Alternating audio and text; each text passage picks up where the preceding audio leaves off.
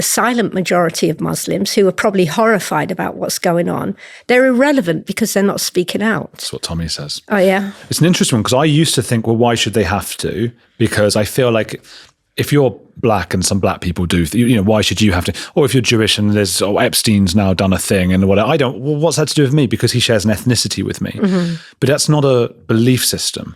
If I were a Scientologist who believed in Scientology and other Scientologists were doing something in the name of Scientology, that is a case where I would have to stand up and say, hey, not in my name. Absolutely. I'm not Jewish by religion. Mm-hmm. If I were and people were doing horrific things. But even then I do stand up and say, hey, some of the stuff in the Hasidic communities is not right. Mm-hmm. They have some horrible things going on there, not on the same level as what we're talking about with Islam, but some things that need to be called out. And I have done before. Yeah. So now I believe very much that this is a belief system. It is not an ethnicity. It is a doctrine. And if you are a peaceful observer of it, I think there is maybe a duty to go, well, this is my text and my religion, but I stand up and I will not have this done in my name. We will not keep marching against Israel and all of these things. But it's just crickets. How many, let's say, imams in this country have said a word about October the 7th? It's a weird thing because you get more sort of Christian priests who will preach about LGBT and things like that, which go against its own doctrine. You'd have thought you'd get some imams. I mean, the LGBT News, was it Pink News? They've done some bits. Julie Bindel was telling me that I think I was telling her actually. I read it. They've done some bits about sort of the gay imams and things like that, and they did a piece on that, and then that imam was killed a week later. So, of course. You got people like a really unsavoury person. What's his name? Writes for the guy. Owen Jones. Yeah. Openly gay, and he thinks you can live in some future Palestine Narnia place and live as a gay man. I mean, what is wrong with these people? They joke about the Trump thing because you see the Trump AI video, Trump and Musk in Palestine, Trump Gaza. Oh yeah. In Gaza, and it was ridiculous and probably offensive to a lot of people. But it's nowhere near as insane as Owen Jones's dystopian idea, or not dystopian, this utopian idea of Gaza. I think people getting offended about the wrong things. Like if we're going to be offended about a meme or AI stuff that different people put out, I'm offended that 1,200 Israelis, including Arabs, by the way, were raped and savaged and murdered and taken hostage on October the 7th. That's what I'm offended about. I'm not offended about people's memes. And I don't hear that outrage. I don't hear that horror when it comes to Israel. I think you can be offended about both, and one's on a whole different level. I mean, what you're describing is a whole different level to a stupid meme. But I can understand as well, if you have Palestinian family, particularly innocent family, who have been wiped off this, you're just killed from or whatever, and then you see Trump gloating about, with a Trump Gaza kind of thing, that is a bit... It's not the same level as what you're talking about, of course, but it's still something that's like, oh, come on, man. That's... But compare that to the utopian idea that Owen Jones has of Gaza and where you can be gay, maybe, or queers for Palestine, where you can't in any of the 57 Muslim countries, you can't do it there. So why would sort of removing Israel from the scenario change anything? But it's also these people set themselves up as experts and they haven't even been here. Yeah, that's what I think. Owen Jones has to go and live in Palestine for a while. He's welcome. First of all, you have to find it. When we find the country, we can go and live Gaza there. But yeah. No, I mean, just these people have such strong opinions and they're so influential and they haven't even been there. It's like, it's a joke. Gosh. How did it change you? What happened to you? In several ways. First of all, I think what it gave me is a ceiling and a floor. Meaning... let's say the ceiling is the highs of your life. I think I still do have a good sense of humor, but I'm always out for a laugh. I mean, I love laughing. You're a fun person. Yeah, I really am. We go out afterwards and have a couple of cocktails, but I think fun and there's something about lightness that's very good for the human soul. But the ceiling in my case, there's a terrible expression in English, one of those horrible cliches where it says, oh, she doesn't have a care in the world, right? Horrible literary tool, but there would be a place that before the attack, I didn't have a care in the world. And the attack puts that ceiling on. I'm never able to, I laugh, right? But there's always that, I'm not so carefree. And the other thing is the floor. and I know you ask your guests, like, is there a psychopath about you? I always think that's a very, very funny question. But the floor is, I mean, even when October the 7th broke out, of course I was shocked. But I said to myself, I've got this. It's all right. I've got this. I've been through worse. You know, I didn't know what was going to happen.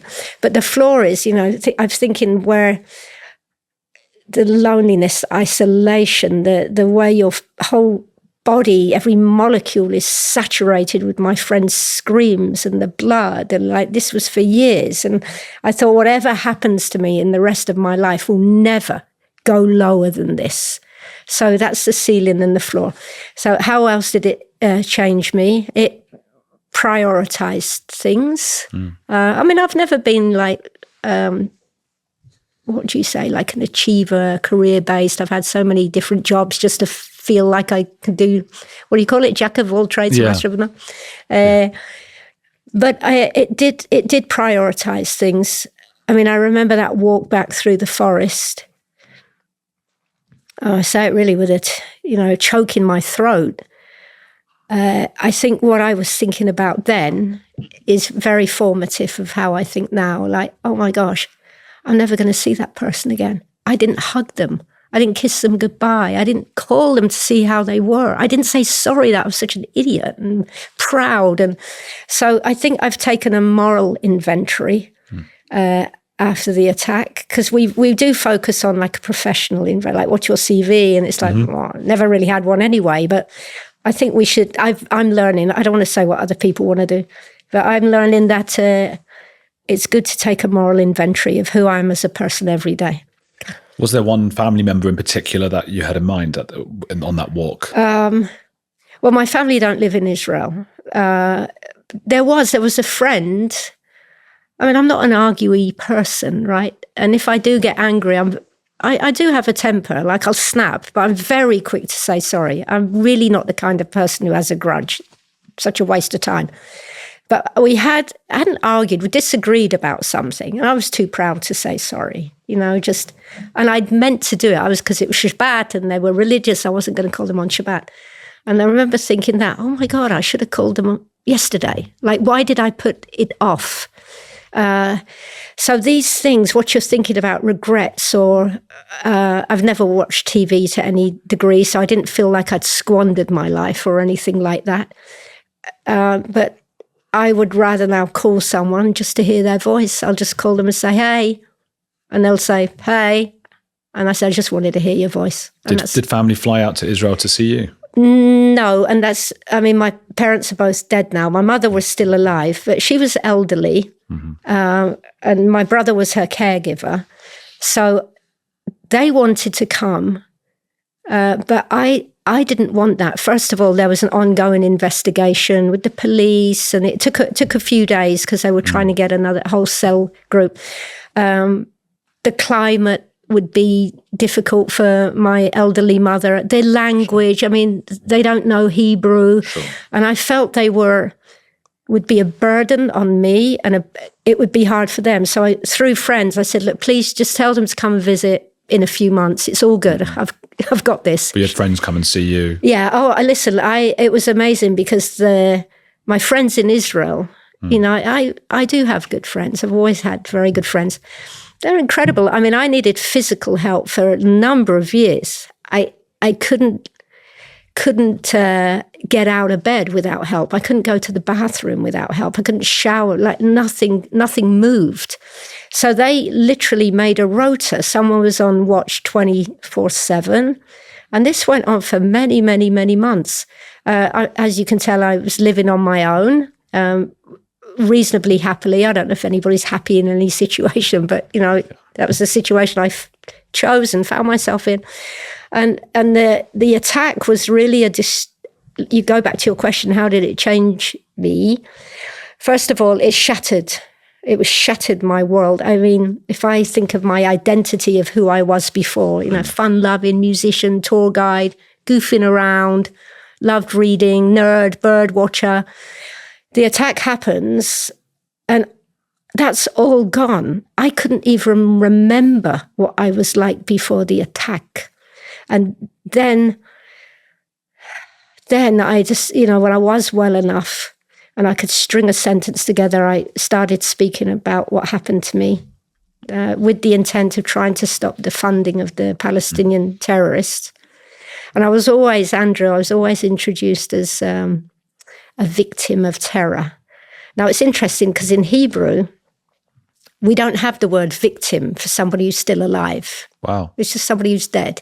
And even musically, you say the word victim, right? It's like victim. It's like so nasally, so helpless. And my blood curdled every time I was introduced like that. And I understand because I was a victim of terrorism.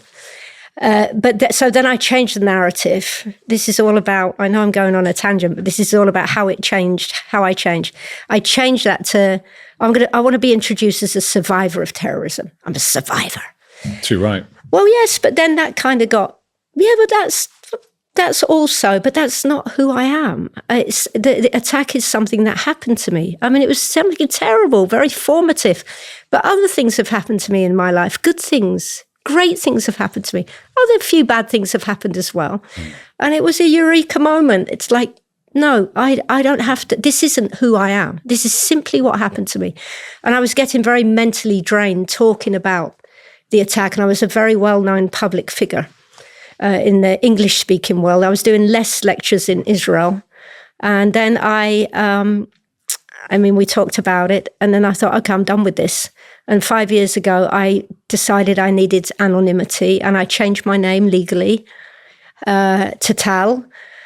And I became, sorry, this is kind of ironic, but I lived near Jerusalem, and I wanted to get back to some kind of meaningful work. And I thought, well, the Holocaust Museum is down the road. I'll guide the Holocaust. So I did some extensive courses on Holocaust history, cheer myself up. And I was very much anonymous, although I was recognized there. By the way, that changed me too, because when we suffer, just by default, we're very focused on ourselves, right? It's my suffering. There's no room for anybody else in the world. But as you get further away from the event, the traumatic event, it's like a long lens on a camera, right? Other things come into the view screen. And I'm learning about, let's say, the Holocaust. I obviously met people who'd been in terror attacks. And I was devastated and liberated to find out that it's not all about me. It's not just about me. So that changed me. That my world was shattered, but it was widened. And it's been something very, very... healing is not the right word. I'm glad. I'm glad in a way. I'm not glad that the thing happened to me. That would just be silly to say. But I am thankful for the reshuffling of priorities. And back to your question that you didn't ask, which you were going to ask about, is there something about a psychopath about you? There was, I remember thinking very soon after the attack, if for any reason I would get into another little stabbing incident and I happened to watch somebody chopped up before my eyes, I thought it would be easier second time round. Wow. And I still think that there's something that in us dies when we watch somebody murdered. Something in us, it dies. And that is a scar that will never heal in me, ever. And I always say to people, because you can watch death online, right? You go into Telegram and Twitter, like, oh, look, here's the Syrian Christians being massacred. And there's a voyeurism. But I say to people, no, we don't. We must speak about it, all right? We must bear witness, but we need to think 10 times before we expose ourselves to watching this. So that's how I think it. I think there was a psychopathic thing that would be easier. And I was very worried about the empathy. Like, if you weren't stabbed 18 times, it'd be like, I'd be saying, oh, get over it. Like, what are you whining about? And like, nobody's suffered like me. And I'm thankful that I'm not there anymore. I can empathize with people.